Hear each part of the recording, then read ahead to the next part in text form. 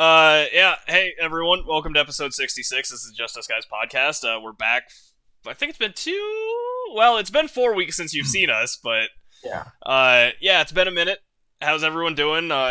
Cade will be joining us shortly. He's just dealing with some technical difficulties, so, yeah, how is everyone? It's been a minute since we all chatted together. It's not a nice thing to call Jordan, Ty. What's that? Technical difficulties. Ah, No, it's been good. I mean, I know we haven't really met much just because there's not a lot going on in the sporting world, really. A couple big PGA Tour tournaments, and last time we spoke, Avs were in the finals. But other Yep. than that, really has been too much. Some of the offseason antics of the NFL's kicking up, but other than that, I mean, I've been playing a lot of golf and running around like crazy. I think it's the first weekend that I'm staying in my residence in like 4 weeks. So that's always nice after a lengthy stretch of doing shit. yeah, except for I got to work on Saturday, so that Well, doesn't. Yeah, but yeah. How about you, Ev? Kind of the same way. I've been traveling and working and stuff. Well, not working, but for like golf and going on these trips and stuff. It'll be nice to finally be in my my place for like one day, I guess, on Saturday. Yeah. But nothing crazy. Yeah, just chilling. I had COVID for the last 10 days, so Yeah. I didn't do a whole lot. Is that the But first hey, time you tested positive for yes. it? Like, so I mean, hey, I mean, you pretty much went the 3 years. I was going to say, I almost made it the whole time. Yeah. Almost. And now there's a new strain, so shout out to COVID for making a comeback. Woohoo. But hey, we are now a COVID-approved podcast. All four of us have had it. It's true. Well, Cade never had it. tested. He's been around it plenty of times, so he definitely he was sick when I was sick. So he definitely probably had it, but he never technically tested. Gotcha. I just tested. I just always tested negative. They said he tested, but he always tested negative. Gotcha. Yeah, no, that was my problem. Is I felt fine since last Wednesday, but I just kept testing positive. Yeah. So Oh. that was my problem. Yeah, that's the tough part about that thing. It's a silent beast sometimes. It was kind of really. It was more annoying than anything. The cough is the super annoying part, but. Yeah, Cal, you got a question for us? Yeah, I do. It actually is kind of funny because it does tie into a little bit that we're going to talk about this evening. As most people know that follow the NFL and video games, Madden ratings are starting to come out, and it's always like a big fun topic to talk about because whether they're good ratings or they're bad ratings, and I know it doesn't really matter because it's a video game, but still, it kind of the people that say they're experts in the game that pay attention to it does show where they think the chips lie when it comes to the players and their abilities. But I just a fun thing. If you guys were in the video game, what rating would you be? After looking at the Packers receivers ratings and giving this some genuine thought, like I'm gonna say like a 63 at receiver. I think that's fair. I've seen the Packers receivers that are actual pros, and I think I match the profile of some of those lower end guys. So I'll say around a 63. My best bet for a position is going to be fullback and fullback only. And because I'm just too short to be an offensive lineman, I would just get absolutely trampled. Obviously, any of us would. But I would probably give myself a 16. I'd give myself a solid 16. 16. Yeah, I know. Just maybe it's a little bit bigger of a weight for a fullback, but I don't know. I'll throw myself at around like a 60. I'm not throwing myself in single digits. I'll give it like a 16 or 17. You're above that. I don't know. I'd like to see what fullbacks ratings are around. They got to be like at least in the 60s, I would say. I don't know. Okay, never mind. So I was gonna say there's no way there's an actual player in Madden right now under like a 40. Like I thought 40 might have been their floor. A man named Walt Hickey. Basically, yeah, Walt Hickey. He's a quarterback. He has a 12 overall. Yeah. See, okay, I'm gonna go with 7. What team does he play for? The Giants. That counts. I mean, He's 12. Yeah. How did they come up with that? That's what I want to know. That dude must throw ducks, like literal ducks. How does he sign to a team? Quite literally, I feel like I could get higher than a 12 at a quarterback. You just gotta throw the ball forward. Just don't throw it backwards. I mean, yeah, that's right. Yeah. I quite literally would not hold a position on an NFL field, so I want to rate myself as a referee. And I mean, I kind of know the rules here and there. I give myself like a solid 70. You'd be the dude on the microphone forgetting you turned it off and be like, fuck. You know? Yeah. I honestly think in Madden 2001 or 2000, when Tom Brady was like drafted, maybe fucking 99, Tom Brady was like a 36. Oh, yeah. Yeah. I believe it. But the game was pixels back then, so. Barely. Good Lord. Yeah. Barely pixels. There's Cade. So I'm hearing the conversation you guys are having. Anyone who thinks they're over 10 is cap. Dog, I'm over 10. I'm 6'3". I am over 10 at a receiver. Yeah, but dude, like you gotta understand, like there's like okay, like let's look at it this way. Let's look at a wide receiver from. I've seen Missouri. the Packers ratings.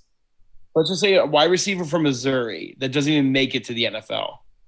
Right? He doesn't even make an NFL team. Like he's probably like a 30. Right? Like he's like a 30. Like that's what I'm saying. Maybe. The lowest ever, by the way, the lowest ever rating by Madden themselves was a long snapper rated at a 32 overall. So, Madden 12, there was a running back that was 41 overall. Madden 13, a quarterback was 55. And Madden 21, there was a tie at 47. They were both quarterbacks. Yeah, see, I think I throw like around a 16 or a 12 as a fullback. I'm double digits at a receiver for sure. You just got to be a special teams player. Evan, you can play. You can hold. You can Make hold me kick. a gunner on special teams on a punt coverage. punt. I'm golden. Evan, You can learn how to punt it, you right? can hold kicks or punt. You could be a 20 overall punter. Yeah.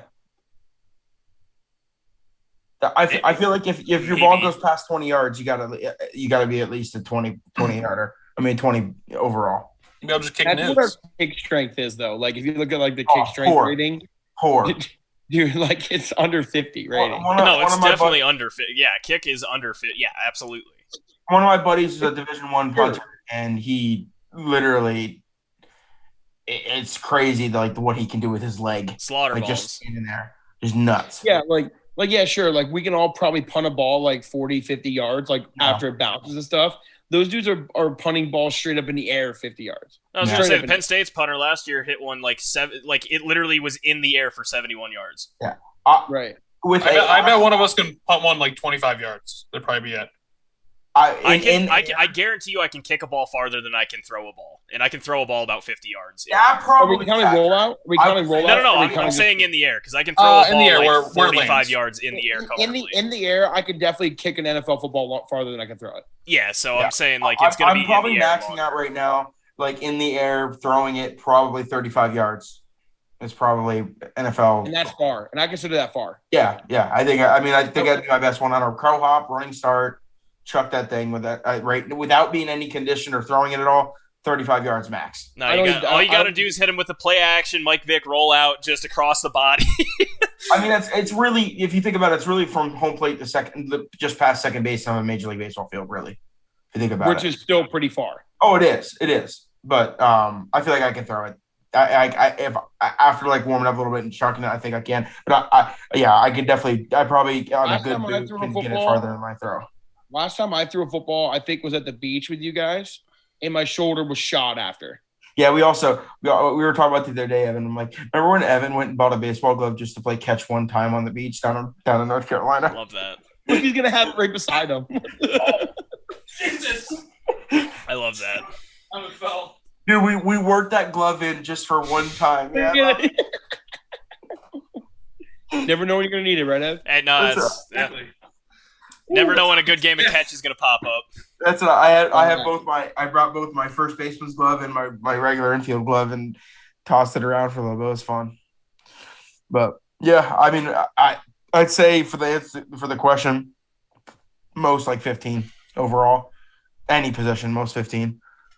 And I mean, we can definitely you can get good in practice. of being like a placeholder, like I think personally, I think with the frame of body that I have, because I'm definitely fat and I'm not super super quick. I would probably play middle linebacker or like linebacker right now. That'd probably be like the best like opportunity for me to have a good rating is just linebacker. Squashed. And just hit holes as best I can. Like I'm not gonna do anything in skill position area. Hit holes and aim for the feet. Yeah. You try to tackle someone, you're gonna bounce off and fall. No. I'm gonna be like I'm not gonna have one solo tackle. I'm gonna have like 10 assist tackles. You know what I mean? That late hit. That late hit finish off a tackle. Just a bunch of halves. He gives it with his pinky finger. Right. As the guy's falling.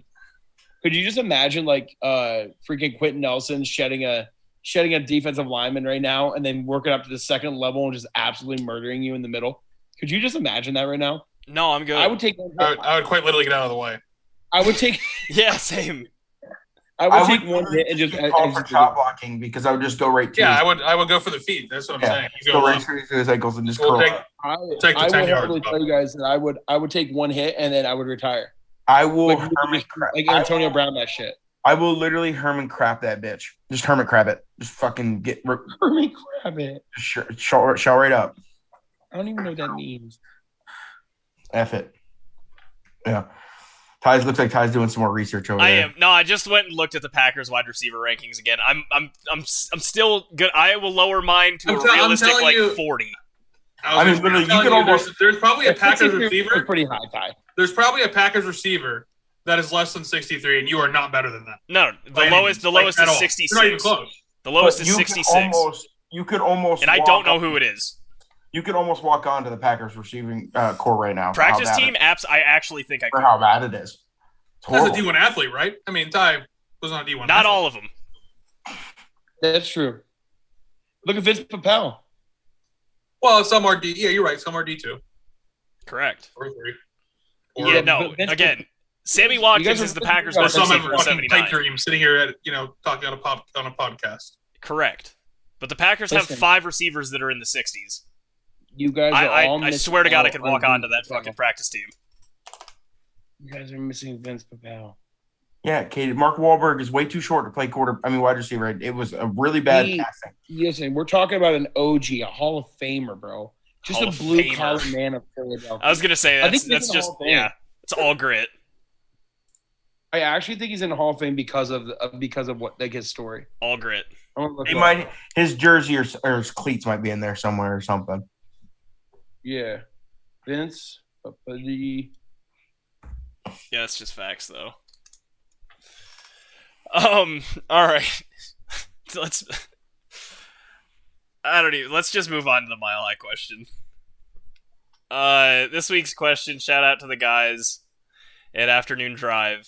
The question this week is, does the Home Run Derby excite you as a sports fan? I didn't even watch it. I knew it was going on yesterday, but I didn't want to sit down for 3 hours, so I didn't watch it.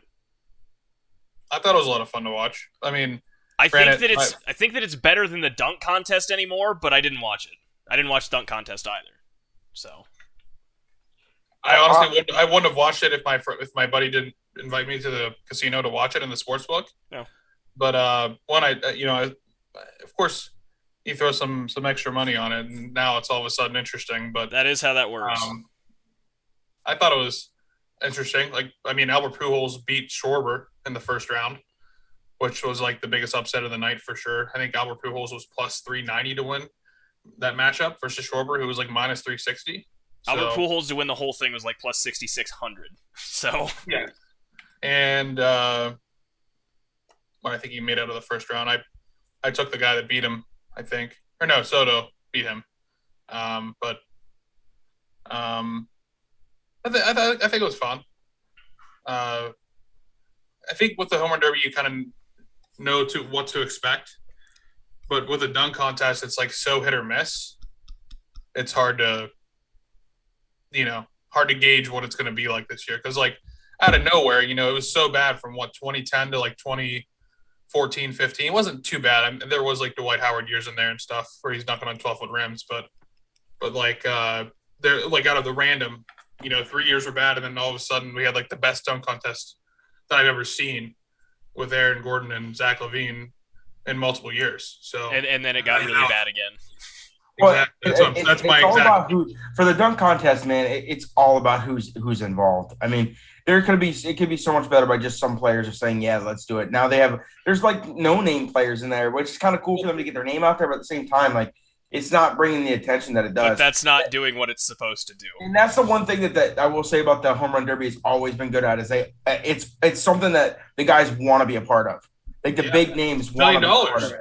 I will say that when it comes to excitement wise stuff, I was definitely more excited as a kid, when I was playing baseball and everything. And the same with basketball too. Like I don't play basketball anymore.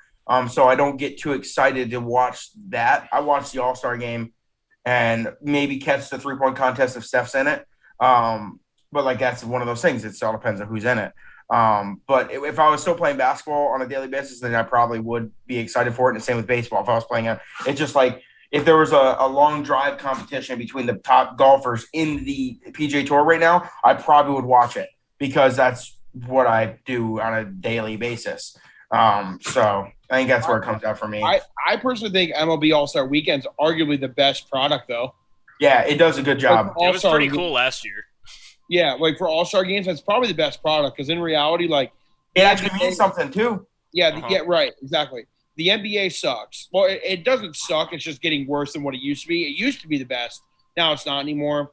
Like obviously, the NFL was by far the worst. Like I was gonna make that joke on the closing thing. Like, at least it's not the Pro Bowl. It's a two-hand touch. It's a two-hand touch, but football game. Yeah, Pro Bowl sucks. Horrendous. NHL one, I've never really paid attention to, but I'm guessing it's better than all the other ones I'm talking about.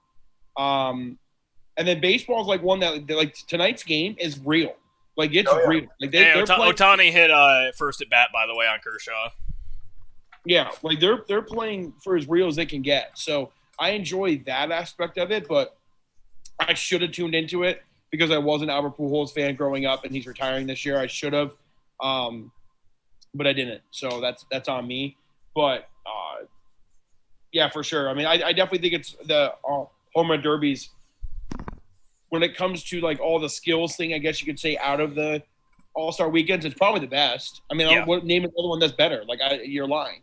I think you're lying. Like there's no other like skills oriented like 3-point contest.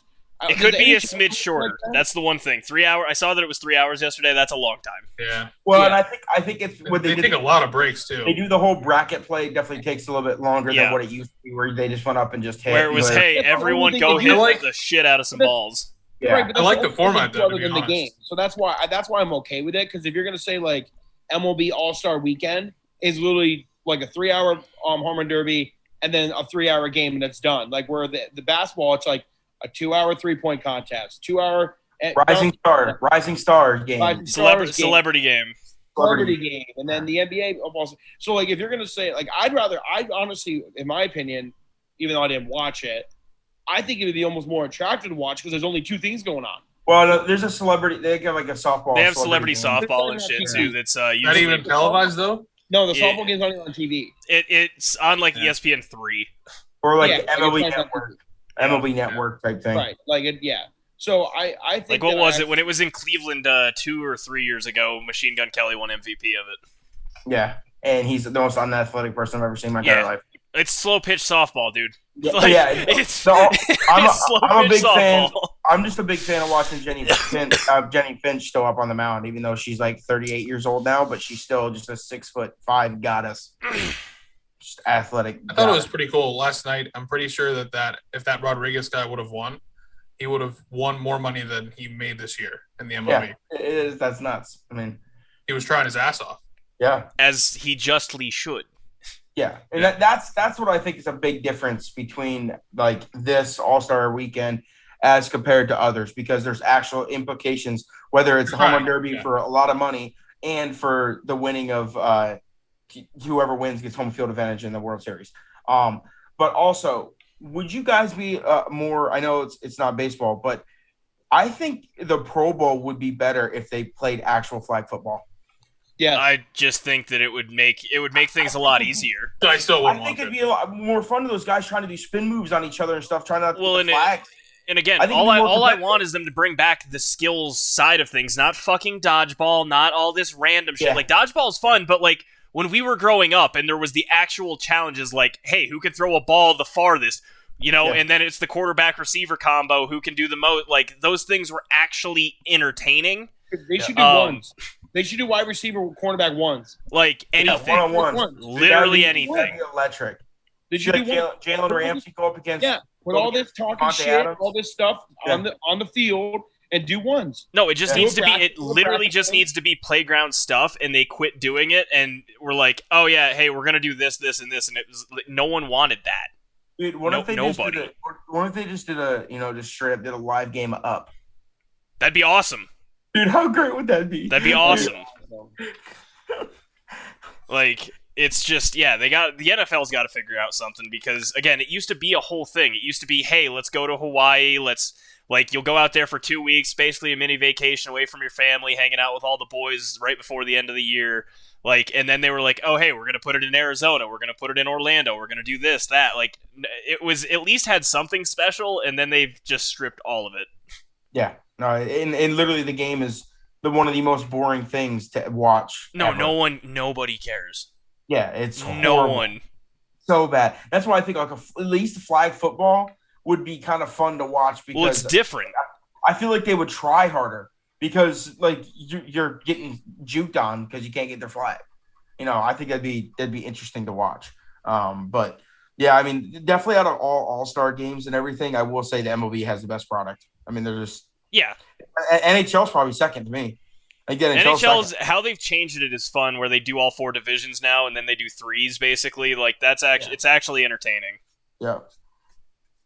And then they do a round robin thing, like the skills challenge and stuff in the NHL is They do cool a too. shootout thing. Do they do a shootout? Yeah, like a yeah. trick shootout. They do speed Yeah. skating. Yeah.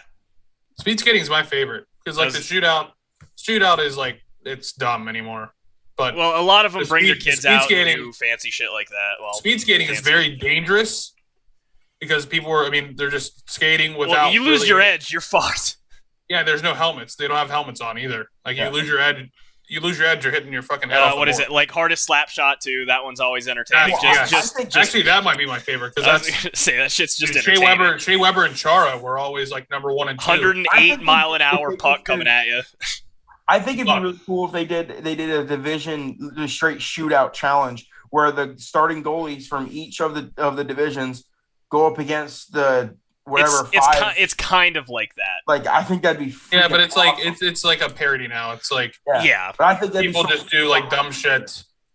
And it doesn't matter if they score or not. It's just really like who's creative enough to. Yeah, but I think it'd be cool if they did like Where a, it's some, like a like, really shootout rumble. in game regular season shootout where like you got to score to win. I agree. I would think watch that'd that. be so cool. Mhm. I would watch that 100 times over. But it's like Yeah. some dumb parody shit where you like wear like a Put a fucking- blindfold on. and use like a mini hockey stick and like the goalie slides out of the way. To be for the fair, puck to hit. Zegras' goal in that shootout thing last year was fucking electric. Where he did put the blindfold on, picked the puck up, did the spins and shit, and then fucking scored too while blindfolded. That shit was electric. Yeah, nobody can tell me that he definitely saw where he was going. Hey, No shot. hey, No shot. it was good You don't regardless. think that's puck awareness there, No shot.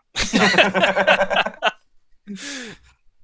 Can't really say I disagree, but it was still cool. All right, yeah. What else do we want to talk about today? We want to touch on the Open. Golf. We want to, yeah. Golf. Yeah, everything golf. All right, Everything that's going on. cool. Who wants to lead? I will start off with saying it's just one of my favorite. The Open this past week is one of my favorite tournaments of the year. Waking up at 4 a.m. every single day and watching 7 hours before I even start working Mhm. because I don't work till 11:30. So I literally get a full day's work of watching golf before I even start working. Is one of my favorite things to do. I remember doing it as a kid, just waking up, at 4 a.m. with dad and watching it and stuff like that. It's one of my favorite things. It's just that tournament, especially at St. Andrews. I mean, for the ones people that don't know, it was the 150th rendition of the Open Championship at the home of golf at St. Andrews. So it was a really big deal. And I'm telling you right now, we talked about it all weekend between us and stuff. It was one of the best leaderboards for a major championship good. that I can remember in a while. They all were like that this year, though. Yeah, They were all this pretty is one of the best major championship seasons that I can remember for the past A bunch of first-time winners. Yeah, couple first-time winners. 3 first-time winners, right? Yeah, 3. Still can't believe Roy didn't win one. Yeah. But no, it was absolutely electric. I mean, it sucked that Kate and I couldn't watch the final round on Sunday because we were playing in a tournament ourselves. But got to catch pieces and stuff every time I went and got beer from the bar. You know, Cam Smith was on another level with putting. I mean, he's the best putter in the world. He's the best putter in the world. Yeah, without question, he's very clutch. Just rattled off 4 birdies in a row. 5 in a row. Yeah. And then just kept going. I mean, he birdied 18, didn't he? Yeah. Yeah. So I mean, you shoot a 64 to be shot going 64 down, and down by build the 4 tournament. shots leading going into the final round and to win by 2 or 1, 2. 2, 1. One. Cam Young eagled 18. Yeah, Cam Young. Wow. I mean, what an eagle on 18. A hell of a fucking eagle. McElroy didn't even reach the green. Yeah. He parred it. Well, he went for the chip in, which then he hit 20 feet by, and then he went for the bro. I mean, you got to go for it. You have to go. You have to go for the chip in. Yeah, who gives a shit about second? Yeah. Right? Yeah, he doesn't. Not for him. He literally said that in the interview. He's like, I'm not Cam trying to. Young is pretty big to get second just for exemptions wise and stuff. I know he's already did well in the majors this year, but that's a big paycheck. That's for big, a guy yeah. like him. It's a huge paycheck. Big paycheck and implications too for future majors. Just want to comment on what Cal was saying about the Open. I think I can definitively say that it's like the Open is arguably like 1A, 1B with me with the Masters when it comes to the majors. Yeah. Like it's 1A, Yeah, 1B. that's like I asked a couple of my buddies. I said, what's your favorites? Like mine's definitely the Masters Open, U.S. Open, PGA. Yeah, I would agree with that order. I honestly think anyone that disagrees with the order is just going to – the only reason why they're putting the U.S. Open over the Open is because it's America, not because of the actual quality of the tournament. And for me, the actual quality of the tournament. Quite literally, the only reason I put the Masters above the Open is because when it comes, because the Masters is the beginning. You're excited. It's the beginning of the. Well, not only that though, like the season golf's around the corner. Yeah, not only that, Cal, but also the Masters is by far the total best viewing package that you can get for any tournament in the world. This one's up there, man. I know it is. I know it. But it's on national television for 12 hours straight. Only because of the time slot. But what I'm saying is, I was going to say I had COVID during a really good time. By the way, I got to wake up every day basically for my normal work day, and I was just like, "Well, TV's going on." I think overall this year, if I were just to rate 2022, the British Open would be number 1 for me. Yeah. But overall, the Masters is the best part about the Masters now that they have the app and everything where you can literally watch every single shot from every player if you want to. Like that's awesome. Yeah. Like definitely that was a recent addition too. Yeah. Yes. They used to just have feature holes, amen corner, feature groups. Yeah, it was like a normal broadcast, and then they changed it. I think this year, last year, 2 years ago. Yeah, I'm just a huge fan of it's on. It's I know there's funky stuff going USA, then to NBC, then to Peacock, whatever like that. If you have to, towards the end of the days and stuff like that. But it's on literally because of how it works over there too with daylight. They like in like say Eastern Standard Time, they started at 1:30 a.m. teeing off and teed off all the way until literally like noon. They start like the last tee time. I was gonna say Friday. No, it was Thursday when I was watching it. It was literally like fucking I think 7:00 my time when it ended. Yeah, no, it doesn't get dark until like almost midnight over there right now during the summer. The last group teed off. Last group finished on Thursday at like 9:45 almost. It was like 10:30. Yeah, like it's ridiculous. It was late as fuck. Yeah. I just think the reason why like I was saying like the whole like to circle back to what I was saying about the whole viewership thing is yes, the time slot of the Open is the best for us because we can watch it any time of the day, all day long. But when it comes to the Masters, the amount of groups that you can watch, the amount of shots you can see, they pretty much have every damn hole covered. Mm-hmm. Like literally like we just said, you can watch every single shot from any player you want, right? Right now. Yeah, that's what I was meaning. Also, the thing about the Open that's so much better than anywhere else. like I understand that there's golf courses in the U.S. that have like a lot of history or whatever, but the history and the heritage is so much more of the focal point that for the Open compared to the U.S. Open, that it's like you're more excited to learn about the history and understand the golf course and like the people and like why it's so important. Like when they go to Shinnecock versus when they go to Oakmont, I really don't give a shit. Like neither one of them really give a shit about. They're both tough, long, tight, thick, rough golf courses, right? Like St. Andrews is really nothing like any other golf course in the world. And then like next year they're playing at Royal Liverpool. That golf course is nothing like the course they'll play at Turnberry. Like it's just they're just so much more.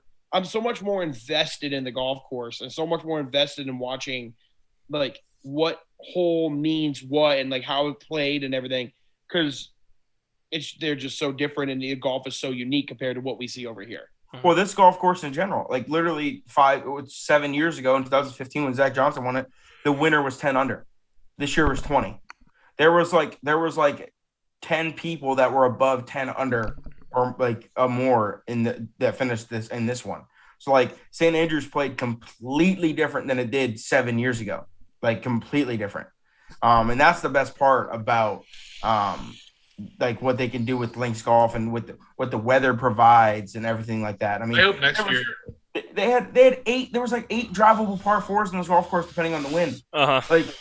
Like I hope next year the wind switches. It's completely different. I mean, like it's crazy. I hope next year it plays really hard. Like I want to see an Open that plays over par. Well, we didn't get to see like the crappy rain type day. Yeah. You know, it was all like kosher at St. Andrews. It was the scoring conditions were great. There was barely any wind. Yeah, and that's why people shot 20 under. It was firm and fast. I mean, definitely. Yeah, it definitely was playing fast, but that's the only defense. That's the only defense they can provide because there were some areas, no elements. There were some areas where literally the fairways were rolling faster than the greens.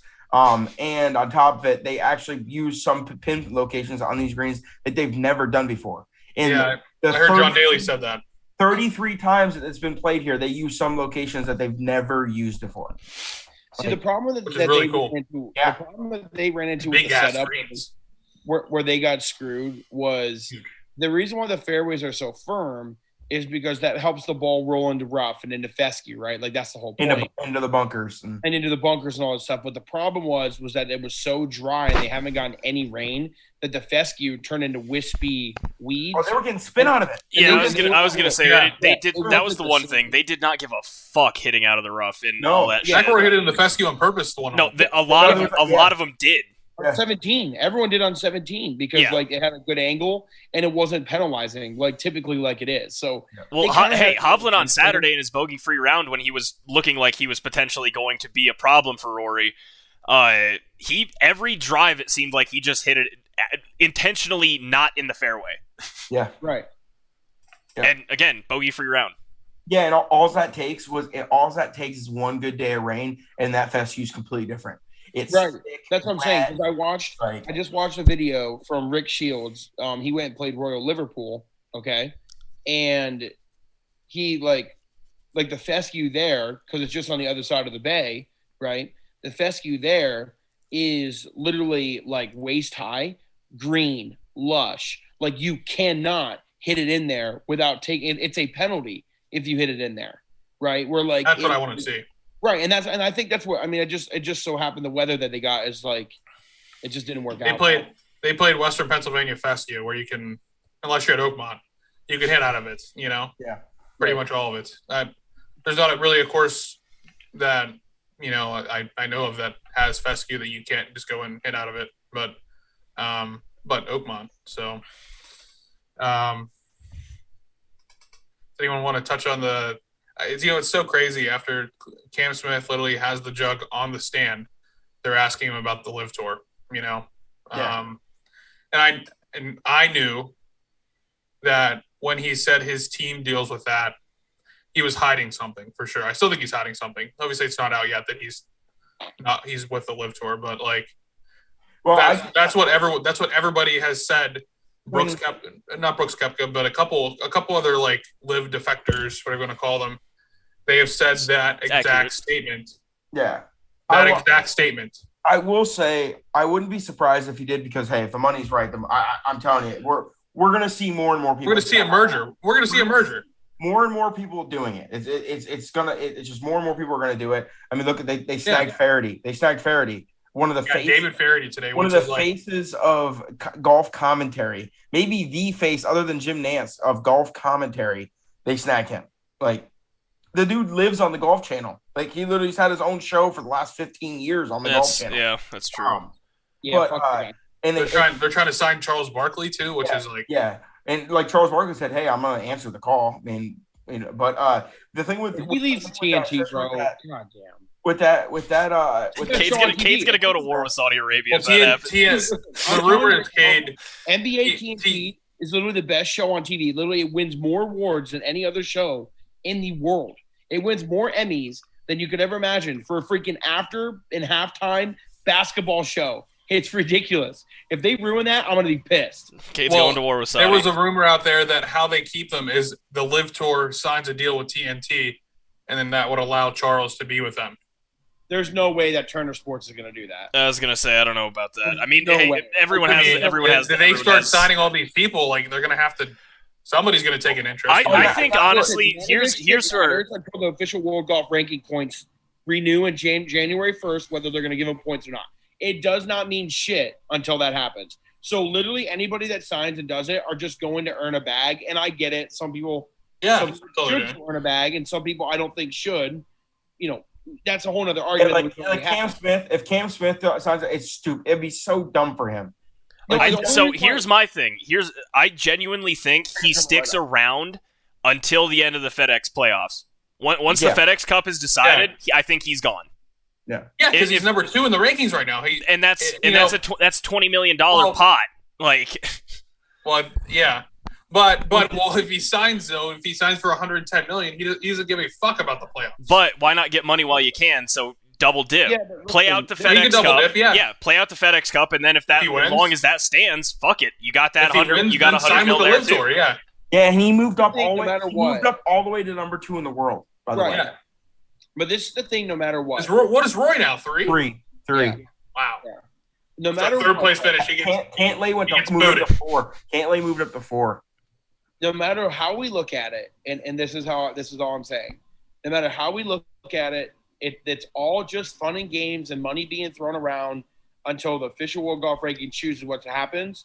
But even then, like the organizations that run these majors are still going to be the deciding factor of whether or not they do this, because Cam Smith would be smart in the terms of the 54 golf to be able to go join it because he's going to be exempt into all majors for the next 5 years. I was going to say it's till 2027. Right. Besides the Masters, no matter what the Masters, I think he's only exempt for 3 years or something, but either way. So that would make him smart for that, but it would also make him really fucking dumb because his career, I understand he was winning. He was trending upward. He was trending upward this entire year. Like everyone knows that. One of the players, yeah. It doesn't matter. Won three times. Yeah, his whole career changed this past Sunday. If he would have won the players and nothing else came really that important after it, we would have been like, oh, cool. Cam Smith won the players in 2022. No one really would give a shit. But now that he won the Open at St. Andrews, it's just as important as Louis Oosthuizen winning it at St. Andrews, as Zach Johnson winning it. Like the biggest names have won there. Like it's something that's going to be engraved in history. And if he immediately turns his back on the RNA, I hope a random stray bullet just grazes his temple. That's all I'm going to say. I'm being in game, yeah. I think so. It's really interesting with the in game. Yeah, we can't say it. Yeah, not IRL, in game. Yeah, not in real life. Yeah. No, IRL. Sorry. Yeah. I think that it's interesting because we have I said grazed. Technically four separate governing bodies governing 4 different majors, right? So they all could have a different. I know the USGA and RNA partner together, right? But they all could have. They're all going to partner together. They're all going to go one way or the other. That's all what's going to happen. The only one that I see that would go. The Masters else is Augusta. The Masters, yeah, could. That one's the Masters are going to trend. The Masters are going to trend on the safe side no matter what.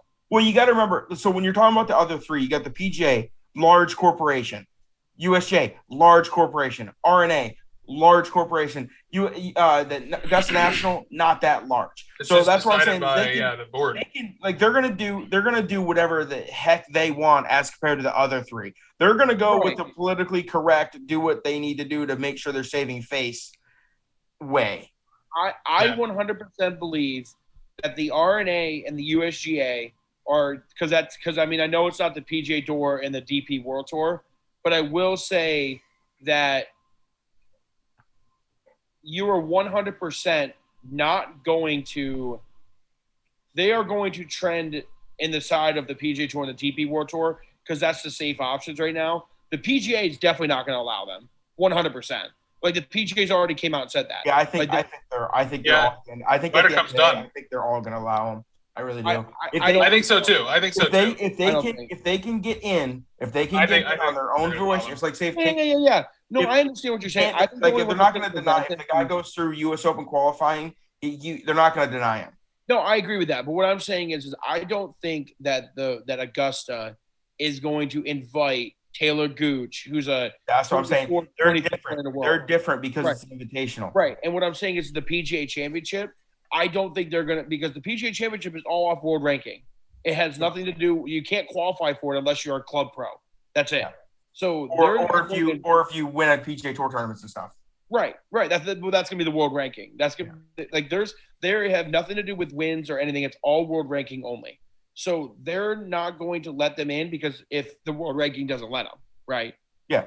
So the USGA and RNA, I think, are going to be on the same exact page because obviously they're partnered. So whatever way they go, they don't. But even if you can only play in 2 out of the 4 majors, that's going to deter a lot of people from wanting to play in the 54 golf. Like that's just depending on the level of their career, where they're at in their career. I think a guy like Lee Westwood, I think he'll be okay with only playing 2. I think Lee Westwood, guys don't really care. But I'm talking like the guys that are going to matter, the Cam Smiths, the Gooch. Like I know Hovland has no rumors, but like just say like someone like Hovland, like the people who are going to matter, Jordan, yeah, they're all going to be like, bro, if I can't play in the 4 majors or even 2 of them, like I'm not doing this because like I'm going to make plenty enough money playing on here. Those guys already have right. Like the thing is the biggest problem that we're going to run into is it's not going to be the already established superstars or already the established trending stars, whatever you want to call them. It's going to be the kid coming out of college at 21. Those are going to be the ones that are going to be the biggest risk because when we start to lose those, that's when you're going to start to lose the core of the tour, which is the young players coming up. Like we can Zalatoris a couple years ago. Right. Yeah. We can literally last year. It was last year. Say goodbye to our Scheffler, Morikawa, Hovland. Right. If you're talking about all I was going to say Hovland's only 24. That blew my mind. Say goodbye to our Ryder Cup team. Right. That's what you're going to lose. So I feel like that's why I think the official the World Golf Rankings are going to give you the final points. Like they're going to give you. It's going to be.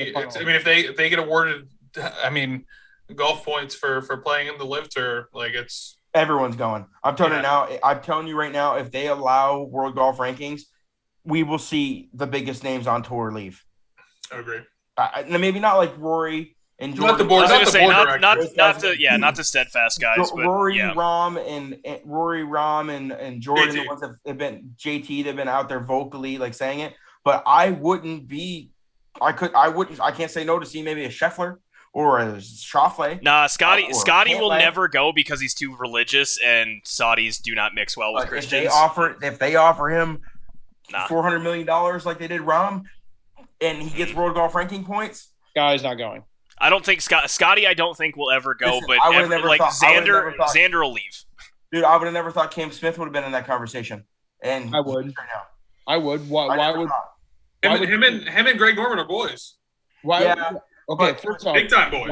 Why would you think Scotty Scheffler would be more likely to go than Cam Smith? I was just saying I wouldn't be surprised. I didn't say that I would be more likely. I said you're saying you wouldn't be surprised about him, but you're surprised about Cam Smith. I'm not surprised. I was saying more along the lines. I'm sad about Cam Smith. I was saying more along the lines as compared to like Rory and them. Like Scotty Scheffler has a better chance of going over there than Rory McIlroy. Yes, for sure. If they give World Golf Ranking points. Yes, for sure. Scotty Scheffler hasn't said a word negatively about it. Like he hasn't like where Rory is vocally Yeah, he saying did. like Yeah, he did. He said it during the Canadian Open when Rory was there too, when they played the first event. They were all yeah, but all he said was like I side with what Rory is saying. He didn't use his own words. Is what I'm saying. I mean, I guess where those guys were like Jordan has, JT has, like Rom has, like all those guys have came out with their own words and like has shot it down. But I'm just saying, like, I wouldn't be surprised, like a Patrick Cantlay, the only reason I would say no is Patrick Cantlay's made a career off of winning the easy tournaments on the back end in the early parts of the seasons. So, he's made a career out of that. Yeah, he's made a career of winning the fucking Hawaii Championship. Yeah. But I don't know. I hate Cantlay, dude. It would be an absolute I wouldn't say devastating blow, but a pretty big blow for Cam Smith right directly after winning the Open, and for him to be a rising star on the PGA Tour to defect to the Live would be kind of a devastating blow in my eyes. He's a very big, like lovable type player that got real big fans of very quickly for the style and how he acts and goes about, like his whole thing talking about the beers in the claret jug, and literally stood on 18th green with the announcer saying, "What are you gonna do?" He's like, "I can't wait to crack open a couple beers and put this in here." You haven't seen any guys talk like that since like John Daly, like. That's what I'm saying. Like it just mullet helps too. Oh yeah, mullet, the mustache, everything. Australian. Yep. Australian. Yeah. I mean, the dude. I personally love Cam Smith. I just think he's fucking awesome. He putts better blindfolded than I can putt literally with a brick of cocaine in my system. So, yeah. Why did you take a video of me, Ty? I don't know. I just saw that. I saw an opportunity and took it. The dude loves to mow his own lawn. He just loves getting after it. It's one of his favorite things to do. But yeah, the dude had, honestly, it kind of sucks that both him and Scotty Scheffler had the type of years that they had during the same years, because if Scotty Scheffler didn't play like he did this year, Cam Smith would be the golfer, the player of the year. But obviously it's most likely going to go to Scotty because he's won 5 times. But 3 times, three times, and them 2 of them being the players. The players and the Open. Yeah. And also when he won the Tournament of Champions, he shot the PGA Tour record for under par. So the dude has balled out this year. I mean, that's what's crazy about it. I mean, there's definitely a reason why they're the number 1 and number 2 players in the world. I mean, they're just at this moment of time. But to touch base on like before we went down that roll, it does suck that we didn't see Rory win a major this weekend. No,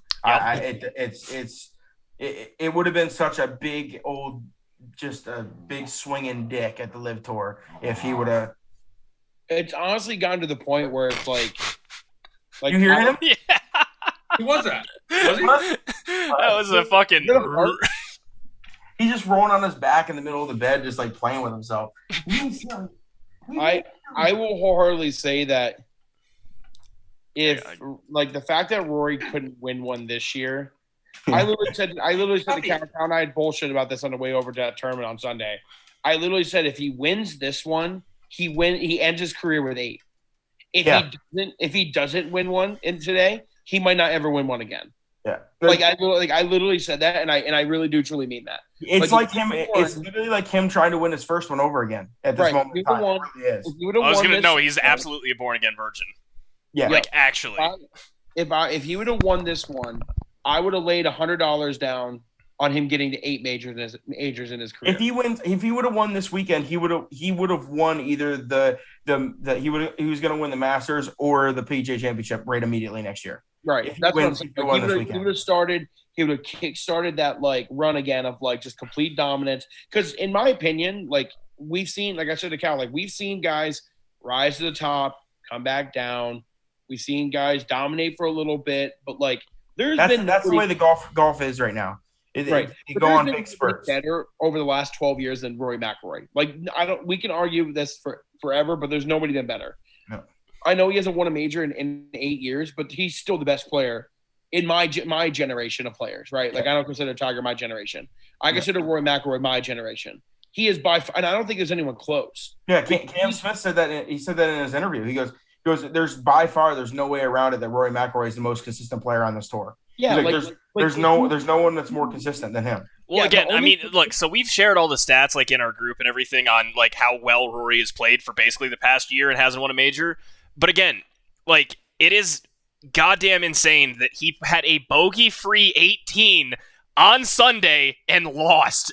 Yeah, and that's if anyone goes out and say that Rory choked it or lost that tournament. Yeah, his putter wasn't great, but he fucking he didn't lose it. No, Cam Smith won that tournament. He came in and stole that thing. Is what he did.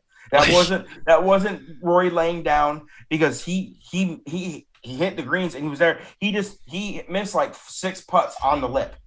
He had 36 putts. Yeah, it could have been one of the most comfortable majors we've ever seen win. Like just like he has in the past, he could have won by 5 shots, 6 shots, easy. Like he easily could have been at 24 under if those putts fell. They just didn't fall for him that day, and they fell for Cam Smith. I mean, he's won 2 majors by 8 shots before. Yeah. So, well, I was going to say, look at Saturday. Cam couldn't putt. He was at 28 putts on 15, which had tied his previous day. And Rory was making putts on Saturday, and then it was the inverse on Sunday. Well, think about it this way, too. How many times have we seen Rory make a storm? This is what I'd said to Cal, too. It's like, how many times have we seen Rory on Sunday not be in it, like be 4 or 5 shots back, and just go nuts on Sunday? Like, put himself as a leader in the clubhouse. Like, we've seen him put himself as a leader in the clubhouse, I would say probably 5 to 7 times in the last 2 years. 10 groups to play. Yeah, with a couple groups to play in a major, and we all make jokes that it's like, oh, Rory backdoor top 10, Rory backdoor top 5, right? But like he never won one because like everyone behind him was just able to piece it together enough to win, right? So then finally he's in the driver's seat. Yeah, he ran out of holes. So right now he's in the driver's seat, right? And someone goes and puts up a ridiculous number. Like it happens in every major on every Sunday. Like it really does happen. And instead of his putter just knocking in a few more, and he's never shot in the 70s at St. Andrews in his career, he somehow finds a way to shoot 70 on the dot. If you told me at the start of Thursday that yes, Rory obviously was tied for the lead going into Sunday, but no, if you would have said on Sunday that on Thursday that Victor Hovland and Rory McIlroy would have a 4-shot lead off the field, head-to-head in the final group on Sunday, you would have picked Rory to win by 3. Well, not even that. No, not even saying that. If you would have told me on Thursday that if they both were tied, 4-shot lead going into Sunday, and he shot a bogey-free 2 under par, I would have said Rory won, hands down. or Victor Hovland beat him by like 1. No, because if he was playing with Victor Hovland and Victor Hovland was seeing this bogey-free round going, he's going to fall like he did. Hovland did fall. He stumbled on Sunday. Saturday was phenomenal. He showed his not having life experience. Because yes, they see the leaderboards of what's happening with Cam Smith, but still, Victor Hovland is still playing that round, thinking the first thing I need to do is beat Rory. If I beat Rory, I have a chance of winning this tournament. And this dude's going around here humping pars and making 2 birdies and 16 pars. I mean, that's tough to beat on a Sunday at a Masters. I mean, Sunday at a Masters, Sundays at a major. You go bogey free 2 under when you're at a 4-shot lead. I would have said Rory wins that 10 times out of 10, not lose by 2 shots. Yeah, like it's crazy. His best finish this year was at the Masters when he didn't even have a chance to win. Really? Yeah, his worst finish was tied 8th. His worst finish was tied 8th this year in the major. PGA. Well, he's tied for 5th at the U.S. Open, 2nd at the Masters, and 3rd at the Open. Yeah, and then tied for 8th. And I understand. Well, the thing is I understand. The PGA to me was the biggest letdown. Like even before this one, because he came out like we thought he was just going to dominate that thing. We thought he came out just shooting that 66 right off the bat. Thought he was going to dominate the thing, and it just he shot the bet on Friday, but this one he did not do that. No. He shot he wasn't in the lead on Friday, but he shot a good round again. He shot like 4 under, 5 under. 4 under. He shot 6 under because he was 2 shots back of Cameron Young, who shot 8. Yeah. That was after Thursday, yeah. So that was after Thursday. What did he shoot on Friday? I think 66 or 68. Yeah, he was Okay. like right around like 8 or 10. Yeah, listen, this is what it was. It was 12 under was Cam Smith, 11 under. It was 11. No, Rory shot 66, 68, 68, 70. That's what he shot. Yeah, you tell me that going into the week, that's his scores for the weekend. I say he wins 10 times out of 10. I'm telling you, like his worst score being a 70. Like, come on. Like, But again, Yeah, you no, don't I think expect he someone does. to shoot two Yeah. fucking 64s. yeah, 66, 68, 66, 70. Yeah. it's nuts. It did. How do you know when shooting? I will say though, even though prior to all the live stuff, if there was any other person on the leaderboard that I wanted to win other than Rory, it was Cam Smith. I mean, just for me, there was no Yeah, way that's around it. that's where I was at. I wouldn't have minded seeing Hovland play actually I play love well on Hovland. Sunday too. You know, the funny part is too, I was talking to Kate. I'm like, this is the only tournament we didn't get our bets in for on the pod, but I literally said I think I picked Hovland to win all three of them on the pod. And this is the one I didn't. He was actually in contention. I was like, "Are you kidding me?" It's about how it goes. Yeah, but yeah, I mean, all in all, I mean, St. Andrews is special. Well, I know we haven't even touched on Tiger yet, and with everything with him and stuff, but this year it definitely did suck that Tiger didn't make the cut. He just absolutely, that first hole just an absolute. No, it boned him. Just the most abysmal start you could have. Boned him. He hit the ball. He hit his first shot in the divot. Yeah. I said that to Cal right when he hit it in the Like- divot, the tournament's over for him. Yeah. It was It's over. like Tiger knows. Okay, Tiger's not playing the exact distance there to the pin. He's gonna play like 30 feet behind it, and then probably take an additional 10 yards because he knows he's in a divot. Yeah. He must have just hit that one that bad. Yeah. He just didn't. I mean, he chunked the absolute shit out of it to finish. It's either he or he misjudged the lie. I mean, he could have misjudged the lie too. He could have thought that he was going to come out a lot better than what he thought it was, and it just did not. Yeah. I mean, it's gonna. I appreciate what he did on the Soken Bridge too, because he's not done. I know he plays there. I know physically he's not sure what will happen. Dog, I he'll be feel like he'll 51. play- He's playing there in 5 years. Yeah, depending on his physical, he's only going to play. This dude is going to play 4 times. It's 8 years. He's going to play. Is it? Thought it was 5. 2030. They haven't. Did they announce it already? They're coming back in 2030. Yeah. He It's said not that. confirmed. It's not confirmed yet, though.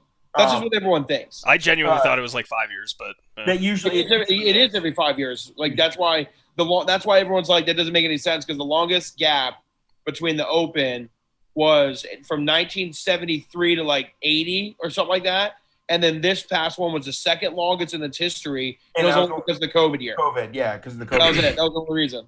But either way, I mean, this dude is going to play in 5 tournaments every year for the rest of his career. He's going to play in the 4 majors and the players, and that is it. That's all he's going to play in. Like, there's what other point of the tournament he's going to play? He might not even play in his tournament that he hosts anymore. He's just going to host it.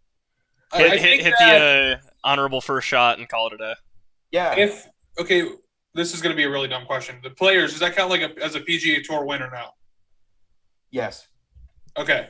Yeah, Well, it's- then yes, because like he's tied. I think he's tied right now with Snead, right? Or does he have the record? I think he's has tied. the record. He's I think- tied at 82. Is he tied? He's gonna get that 83. I guarantee. He's gonna try at least. Yeah. To win another PGA Tour event, whether that be like the Zozo, like he did that one year, or somewhere. He's gonna, once his leg gets a little better, I think, if it can get any better than it is now, I don't know. Yeah, the dude is only going to play in the big tournaments. That's it. Fuck, what's hilarious is Yeah, well, not think- hilarious. I know that he can. Oh, sorry, Evan. I didn't mean to overtalk you. I know that he can. That's one of these like only honestly going to be able to do. But if he wants to actually seriously compete, like it's either be able to play a decently normal tour schedule, so then you are tournament ready and your body is physically ready to go for a major championship, or don't at all. In my opinion. Like, I think it's so stupid. I mean, I understand this is the first year, so I'm giving him a pass. But I'm saying next year, if he makes 4 appearances next year in 4 majors, he's probably going to miss the cut on 3 of them. Because I just don't believe. The Masters. That's the only one. I was gonna say he can walk on the course in the Masters, and he can win that without playing any tournaments before. Yeah, I just feel like it's so stupid to like go through all that effort in 1 week. And I know he's got to. I know like I'm speaking as if like I know that I've almost lost my leg before. Like I can't even say that, but I'm just saying if you want to play tournament golf, you can't just show up at Augusta on Monday morning and prepare and then play tournament golf. Even though I know he's rehabbing and he's working and he's doing all that stuff on the outside, you got to play tournament golf leading up to it. Like it's impossible to do that. Like, so I'm not surprised when he missed the cut at St. Andrews because he didn't play tournament golf for over a month. Like nobody can do that. Yeah, it'll be interesting to see going forward. I mean, he already said, like he said, he's gonna play in the Open again. But he just like I wasn't sure if I was gonna play in the Open at St. Andrews again.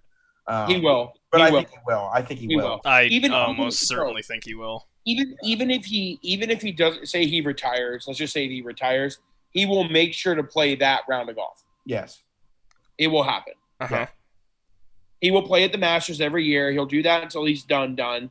Just like he'll do it at St. Andrews until he's no longer eligible at 60. Yep. So I'm glad he did the hat though. That was kind of cool. I think it was kind of cool. Yeah. I'm just happy for Max Homa that he got to play with Tiger. Yeah, dude, I'm just happy we get to see the relatable Tiger Woods though. The dude's crying on the way up the 18th fairway. Like we would have, like I understand, like we would have never saw that 10 years ago because he was still in the prime of his career and he was still just a dog. But I'm just saying, like we're seeing a dude that like he was always emotional and always cared so much, but he just was like never showing it. He now like wears it on his sleeve, and I think that's really really cool. He made like his first birdie like 15 holes in, and he went like this to the camera.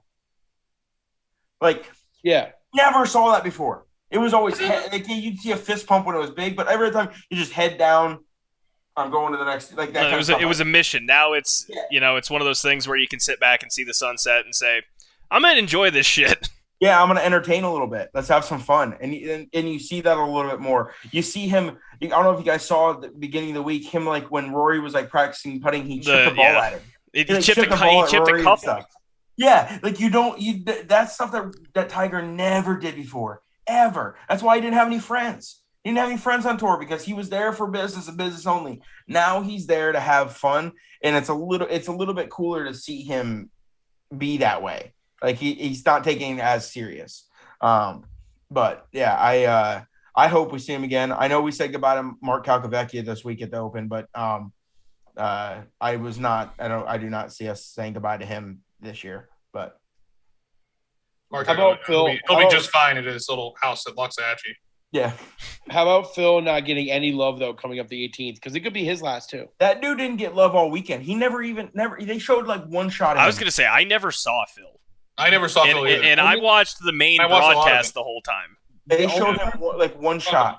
They showed like one shot. They showed anybody that was on the live golf tour was DJ. Was DJ because he was in it. Yeah. Right. They showed Paul Casey. Shot from anyone else. DJ was getting some claps. It's not like it was DJ wasn't getting like booed by any means. Poulter got booed. Poulter got booed on the first tee and fucking duck hooked the entire St. Andrews. He got thing. Yeah, Poulter got booed in St. Andrews. On the first tee, fucking buried on the first tee. Yeah, yep.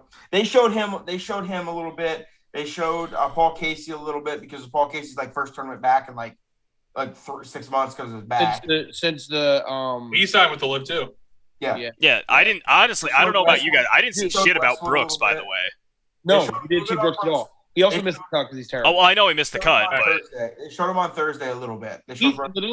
Literally, it's actually hilarious that Brooks Koepka is the poster child of what live golf is, because he's like, oh, I'm all about money. I'm all about, I'm here to win, like all that stuff. He's the perfect poster child because now his game's going to go to shit, and we're never going to hear from him again, and I am perfectly fine with that. I am perfectly fine with never hearing from Brooks Koepka again. I wasn't the biggest fan of him when he was winning. He's a fucking douche. I thought he was a douchebag the whole time, and I'm A-okay with him just falling off planet Earth and never seeing him again. Loved Brooks when he was winning those majors, man. Loved him. He was tough. Loved him. He was tough. But he was also a douche. So fuck him. So was Tiger. Nah, I mean. No, when Tiger was winning the majors, absolutely, Tiger was a douche. The dude wouldn't tip anyone at the tournaments and stuff like that, in the locker rooms and stuff. Like the dude was a douche, like a royal douche. But he won. He got results, and that's But everyone said that, and that's okay. Yeah, but this Live Golf. I mean, they took the European Ryder Cup captain to Live Golf, so we'll see how that goes with Hendrik Stenson and see what they'll do with that as well. Because if they're not letting players that play in the Live play in the Ryder Cup, then he should not be captain. That should be yes. Yeah. So that'll be another. There's a lot of developing stories. I know that's the worst. That's the only thing that sucks about them changing the major season up a little bit is now we're done for majors until April. So literally, we go through another winter. Which has to get cold first before we want to see the matches again. Yeah. So, but in the FedEx Cup playoffs, I mean, they're cool, but they're not like I don't get real too horny about. I'm gonna watch all of them. I'm 100% gonna watch it, but yes. Yeah, but I don't get too. But it's not like it's not. No, it's not a major. I'm not gonna wake up at 4 a.m. for it. No, I just need sports, and if the FedEx Cup is on, I'm gonna watch it. Yeah. And then golf is done for me after that. I stopped watching. I can't watch the Sanderson Farms Valley Timbuktu Diddlywhack fucking championship. By the way, I don't know if you guys saw anything from that ACC, the Lake Tahoe tournament out there. Robert Griffin III might be the worst golfer on the face of planet Earth. Yeah, he's bad. No, he shot minus 89 in 3 days of golf. It's Stableford scoring where a par is a point. Or no, it's 2 points. A bogey is 0 points, and a double is -2. He shot a -89. Robert Griffin is fucking awful. Shout out Tony Romo. Tony Romo won that in a 3-man playoff, by the way. Yeah. Tony Romo is a good golfer. Tony Romo is a very good golfer. Also, he was going up against Brett Burns. Yeah, Tony Romo has made it to the second or third stage of the U.S. Open qualifying before. No, Tony Romo's like a genuine good golfer. Yeah. Yep. He might even be a plus. Oh, he's definitely a plus. He's 100% a plus. He's probably a plus 2.5, almost 3. Yeah. That's what happens when the Cowboys miss the playoffs all the time. You can ball. You got a lot of time. Yeah. Anything else we want to talk about, or do we want to try and do some bets? Other than that, we're 7 Sundays away from NFL football. We are. Really? Only 7? 54 days, I think. Yeah. And also, just an announcement that we will be making announcements about the fantasy football draft and everything coming up soon. Oh, Christ. Dude, Ty, I think we should do for the order a Fall Guys custom lobby. Down. Absolutely down. How great would that be? Dog, we can do. Fuck it. I will do a fucking Among Us tournament. A marble race. Also, fuck it, marble race. Absolutely, marble race. Yeah, marble race. We all get on a Zoom call and we do a fucking marble race. Right. Yes. So listen, and then whoever wins gets to say whoever's first gets to pick where they are in the draft, and it goes all the way down that to the last place. Yeah, I'm perfectly fine with that. Because we don't want people throwing because people could throw if they're gonna be 7th, they're going I'm gonna throw to be 10th. No, it's gonna be you get to pick where you are. Yeah. No, if I win and I want a nice even right down the fucking middle. Give me number 6. Yeah. Whatever. Do I pick then? No. It's in the challenge we're saying in the thing to pick the order. Oh. So Evan, if you win the race, you get to pick your draft position. Right. Oh, okay. I thought you meant the year before. And then the second place is to pick where they want to go, and the third. The idea in my mind of doing it NFL style, that since Evan won, he's the 10th pick, and whoever was last goes first, and doing it that way, and continue to do it that way. It's one way of doing it. But then Cal said he's we don't want people being on week 11 and not and intentionally throwing. Yeah, I'm okay with that if it's pulling New York Football Giants.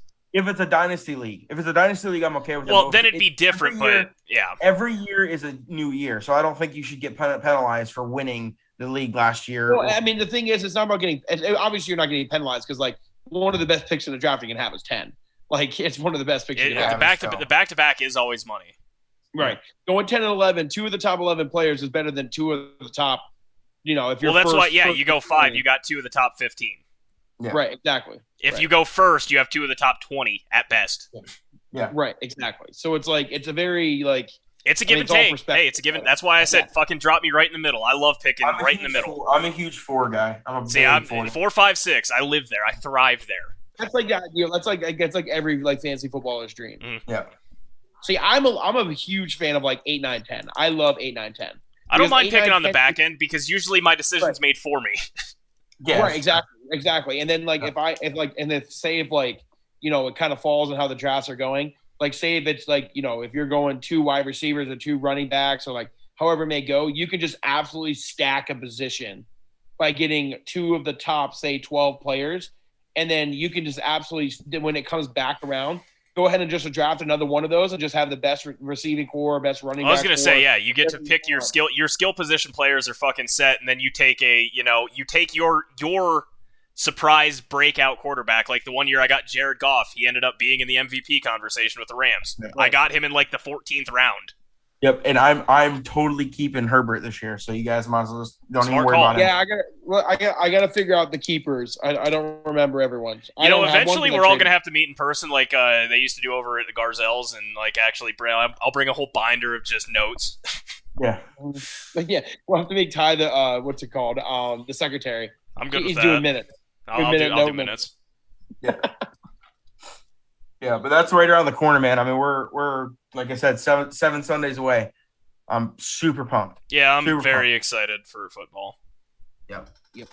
I'm very excited for football. Well, All actually, right. I mean, like we said before, we're primarily an NFL podcast, so we'll get back into our bread and butter once that starts coming up. I was gonna say then it's weekly for We're pretty much- basically we're pretty 24 weeks. Then it's weekly. Listen, since this since the Open Championship is done, we're pretty much dead until NFL starts. Oh no, We'll see you guys in 7 weeks. I'm actually dead. Like I don't have any sports right now. Exactly. It's rough. Fuck it, straight to the PGA Tour. 3M Open, baby. Yeah. Twin Cities, baby. Let's get it. Tony Right. Finau is the favorite, followed by Hideki and then Sunjae Im. Those are the top. Those are the 3 odds-on favorites right now. Here's Siwoo. No, Sunjae. Siwoo played well. Siwoo played really well. He kind of fell off a little bit and then Yeah, he got did. back again. Like he was an up and down for We sure. love a good Siwoo. Are we making bets right now? Yeah. We can bet on the World Match Play Dart tournament going on right now. That's kind of intense. Yeah.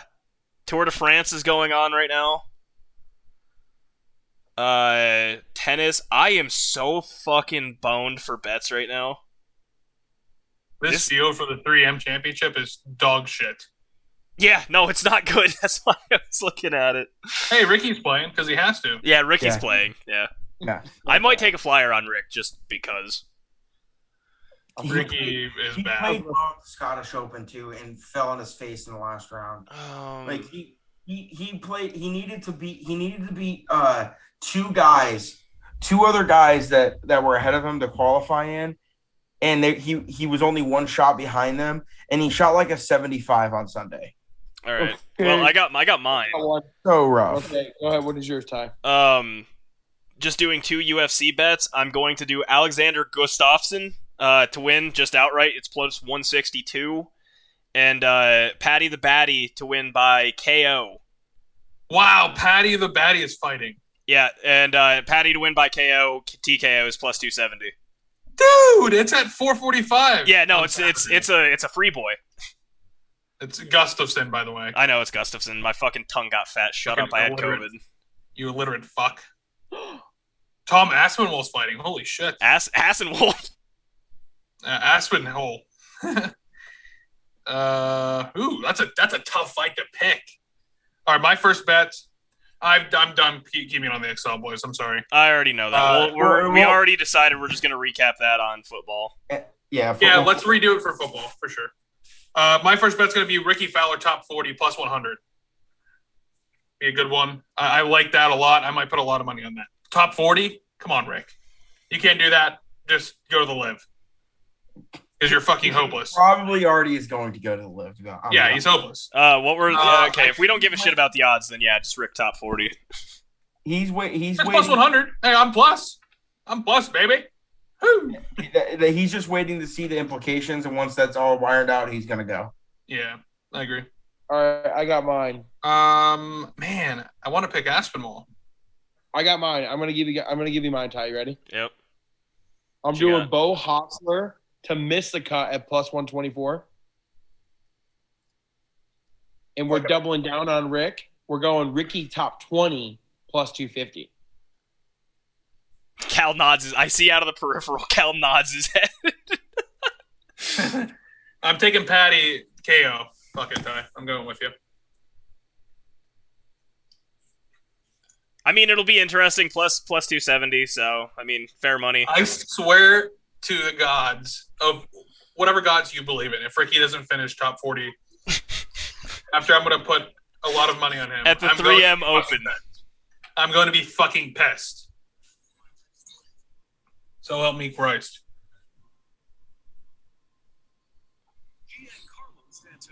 Evan, by the way, the prelims start at noon. Okay, So- I have a golf tournament on Saturday, but I can't even deposit this way, Evan. What are you doing, buddy? Cade, what was the guy's name? Bo what? Hostler. Okay. Throw up the fucking Like the one we know? the Longhorn, baby. Yeah, it's Okay. it's not spelled the same, but yeah. That's just how I spelled it. I don't really give a fuck. I can Yeah, look it up it's after the fact. H-O-S-S-L-E-R, but it's Haas and then Ler. But yeah, Hausler's fine. Yo, anyone want to bet on snooker? Woo! I don't know what that is. Judd Trump is the favorite to win. His last name's Trump. Yeah. The Don. I thought you said the dog at first.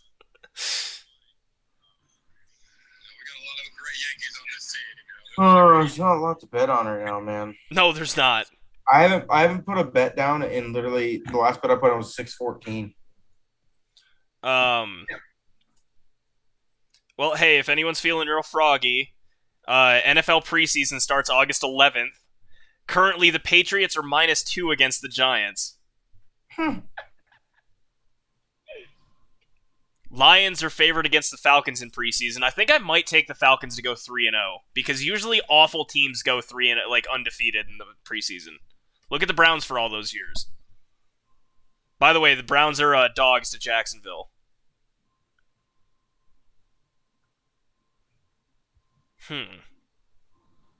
Kate, how good is the Eagles' second team?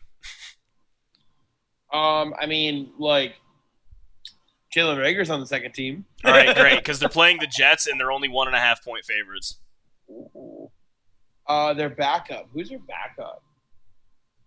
All right, I have my two. All right. I got Patton Kizire, top 20, is plus 410. Evan. What the fuck, dude? And then shout out, Evan. and then Cameron Trigali, who actually follows me on Twitter, is top 20 plus 140.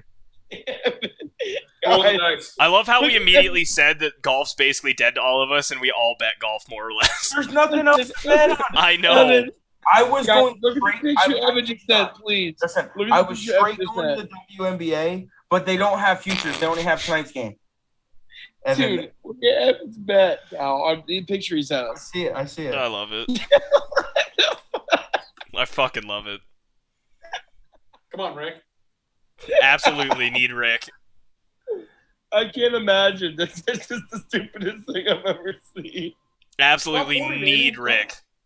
Top 40. And it's literally the. By the way, when you bet top, you guys know this. Like it's literally, it's not like if he finishes tied for 36. It's the 40th person on the list. Yeah. They Yeah, do it by, no, like, so, what is yeah. it called? The dead heat rule. That's a fucked me last time. Yeah, no, I was gonna say it boned me too on one of those. Yeah. Wow. You could say fuck Ty. I've said fuck a couple times. It's all right. All right, cool. That's the show. Thanks for watching, everyone. Thanks for listening. Do we want to do a pod bet, or is it just way too fucking much right now? No, we got too many golf. We can't even do it because of the golf altogether. Yep, that's a thing, Evan. Make it a smiley face. Good. All right, bye everyone. We love you.